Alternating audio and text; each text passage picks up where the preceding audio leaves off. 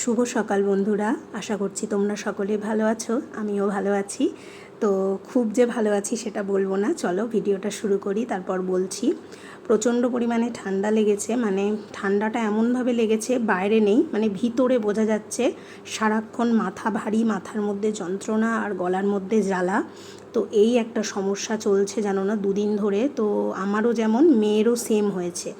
তো এই নিয়ে আর কি একটু ভুগছি বলতে পারো। শরীরটা খুব যে ভালো আছে তা নয়, কিন্তু দেখো কাজকর্ম তো আর থেমে থাকবে না, কারণ আমাকেই সব করতে হবে। তো সেই জন্যে দেরি না করে বলা ভুল, আজকে একটু দেরি আমার হয়ে গেছে, কিন্তু তবুও চেষ্টা করছি ঝটপট করে যতটা কাজ গুছিয়ে নিতে পারি।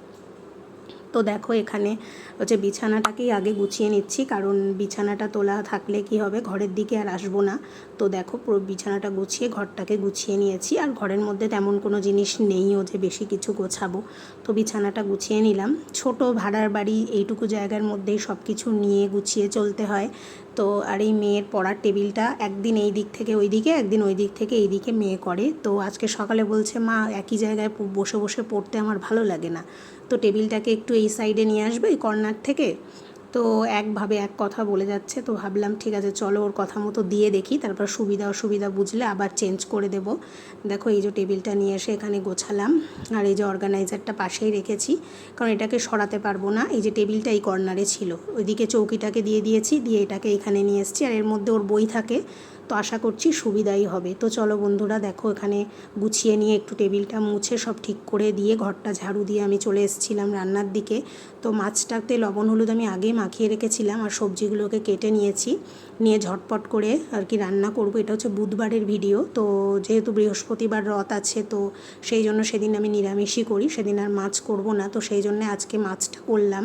তো দেখো, তো মঙ্গলবারও যেহেতু নিরামিষ হয়েছিল, তো সেই জন্যে ভাবলাম আজকে মাছ করি, বৃহস্পতিবারটা করব না।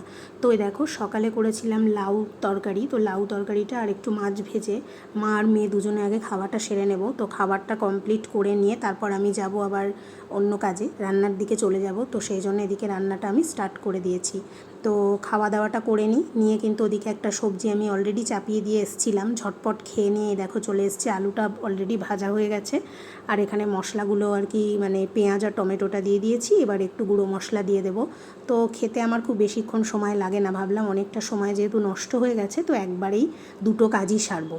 তো খেয়ে এসেই এই শুকনো মশলাগুলোকে দিয়ে দিলাম, দিয়ে এবার কষিয়ে একটু জল দিয়ে দেবো, আর মাছের ঝোলটা ঝটপট করে নেব। তো বন্ধুরা, তোমরা কারা কোথা থেকে আমার ভিডিওটা দেখছো অবশ্যই একটু কমেন্ট করো, আর ভিডিওটা লাইক শেয়ার করো, আর অবশ্যই সাবস্ক্রাইব করে পাশে থেকো বন্ধুরা।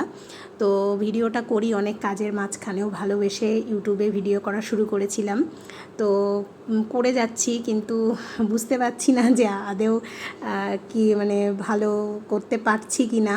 তো তোমরা একটু কমেন্ট করো, আমার ভালো লাগবে। তো দেখো এদিকে কথা বলতে বলতে কিন্তু মাছের তরকারিটা আমার হয়েই এসছে, মানে ঝোলটা পুরো হয়ে এসছে। এবার মাছগুলোকে দিয়ে দেবো। মাছগুলো আগেই আমি ভেজে নিয়েছিলাম। তো মাছ যেহেতু খাবার আগে ভেজেছিলাম, তো একেবারে গরম ছিল বলে তেলটা, ভাবলাম সব মাছগুলোই একসাথে ভেজে নিয়েছিলাম। তো দেখো হয়েই এসছে, মাছগুলো দিয়ে একটু ফুটিয়ে নিলেই কিন্তু মাছের তরকারিটা আমার রেডি হয়ে যাবে।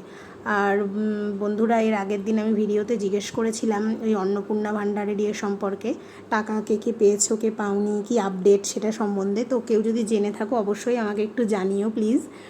তো দেখো মাছের তরকারিটা একদম রেডি। এরপরে বানাবো হচ্ছে উচ্ছে হলুদ বলে এটাকে, এটা আমার মায়ের রেসিপি। এর মধ্যে কিন্তু কিচ্ছু যায় না, একটু যায় গ্রেট করা আদা, একটু জিরের গুঁড়ো, 5 ফোড়ন, আর একটু কাঁচা লঙ্কা, আর একটু হলুদটা বেশি পরিমাণে দিতে হয়, একদম মানে খুবই মিহি মিহি করে কাটতে হয়। এই রেসিপিটা একদিন ভালো করে তোমাদের শেয়ার করব, যদি তোমরা জানতে চাও কমেন্ট করো। খেতে কিন্তু অসাধারণ লাগে। তো এই রেসিপিটাও আমি কিন্তু ঝোলটা নামিয়ে রেখে রেডি করে নিলাম। এখনও কিন্তু মেয়ের টিফিন হবে, কারণ আজকে রুটি কম করেছিলাম, তো রুটি নেবে না বলেছিল। এই দেখো বন্ধুরা, এটা কিন্তু লোহার একটা তাওয়া, মানে আপ্পে প্যান। তো এটা আমি অনলাইন থেকেই কিনেছি, কিন্তু এত ভালো হয়েছে না তাওয়াটা, আমি ইচ্ছা করে ননস্টিক কিনিনি, লোহাটাই কিনেছি। তো আমি ভেবেছিলাম কি হয়তো লেগে টেগে যাবে, কিন্তু না, এত সুন্দর আপ্পেগুলো রেডি হয়েছে না, কি বলবো। আমার মেয়ে আবার এখানে এসে এই সব খাওয়াটা খুব শিখেছে। তো চলো তোমাদেরকে তুলে দেখাই। আমি এটাকে উল্টে দিয়েছিলাম একটা একটা করে, একটুও প্যানের সঙ্গে লাগে না। দেখো কি সুন্দরভাবে দুটো সাইডই রেডি হয়ে গেছে। রেসিপিটা কিন্তু খুবই ইজি, তোমরা জানতে চাইলে কমেন্ট করো, আমি নিশ্চয়ই বলবো। আমি এখানে এসেই কিন্তু শিখেছি। তো দেখো কি সুন্দর হয়েছে। এটার সাথে হচ্ছে একটুখানি সস দিয়ে দিলে কিন্তু খেতে খুব ভালো লাগে। এর মধ্যে একটু সবজি দিয়েছি আমি, যেমন পেঁয়াজ, গাজর, তারপর কারি পাতা, আর এই সরিষাগুলো হচ্ছে আমি এই তেল, একটু সামান্য তেল ব্রাশ করে দিয়ে দিয়েছিলাম ওই খোপগুলোর মধ্যে। তো দেখো কি সুন্দর বসে গেছে পুরো গায়ের মধ্যে সরিষাগুলো। আর এই সরিষাটা না পুরো ভাজা হয়ে যায়, তো এটা মুখে পড়লে কিন্তু খুব ভালো লাগে। তো মেয়ে এখানে এসে বলতে পারো এই গুজরাটিদের মতো এইসব খাওয়া শিখেছে অনেক রকম, তো ওর এখন এইসব খেতে খুব ভালো লাগে।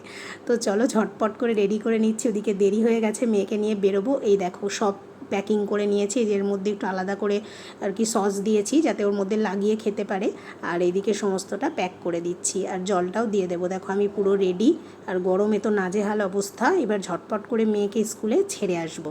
তো চলো বেরিয়ে পড়ি। আর দেখো বন্ধুরা, আমি স্কুল থেকে এসে স্নান হয়ে গেছে। একটা ভিডিওতে আমি দেখিয়েছিলাম যখন আমার মেয়ে জগন্নাথগুলো বানাচ্ছিল, তো এখানে তো সেরকম রথ হয় না, আমরা দেখতেও পাই না। তো মেয়ে সমস্ত কিছুর সময়, পুজোর সময় কোনো না কোনো ঠাকুরের ফটো আঁকে বা তৈরি করে। তো দেখো ও এটা হাতে তৈরি করেছে, তাও আবার মাটি দিয়ে। তো কেমন হয়েছে তোমরা কিন্তু অবশ্যই জানিও, আর ভালো লাগলে কিন্তু পাশে থেকো। চলো টাটা।